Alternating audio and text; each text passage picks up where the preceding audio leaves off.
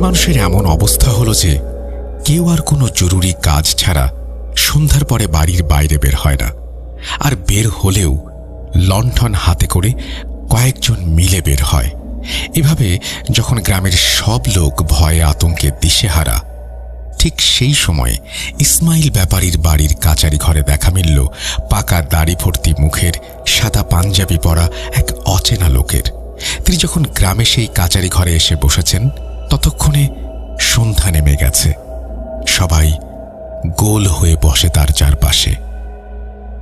তিনি বললেন তার নাম মৌলানা কালুশা ফকির। তিনি ভবঘুরে মানুষ, এক এলাকা থেকে আরেক এলাকায় ঘুরে বেড়ানোই তার নেশা। আর বিভিন্ন গ্রাম ঘুরে ঘুরে নামাজ কালাম পড়েই তার জীবনের শেষ দিনগুলো তিনি কাটিয়ে দিতে চান।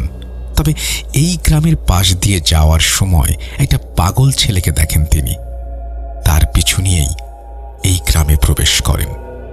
সব শুনে ইসমাইল ব্যাপারী তার গ্রামে ওলা বিবি আসা থেকে শুরু করে সবকিছু খুলে বলেন রাখাল ছেলেটি কিভাবে পাগল হলো, তারপরে গ্রামের বাচ্চা শিশুদের নিয়ে উৎপাত, তাদের রহস্যজনক মৃত্যুর ব্যাপারেও তিনি সবকিছু জানান।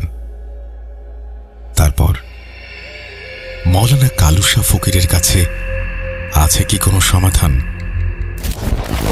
Bhoot.com with Russell।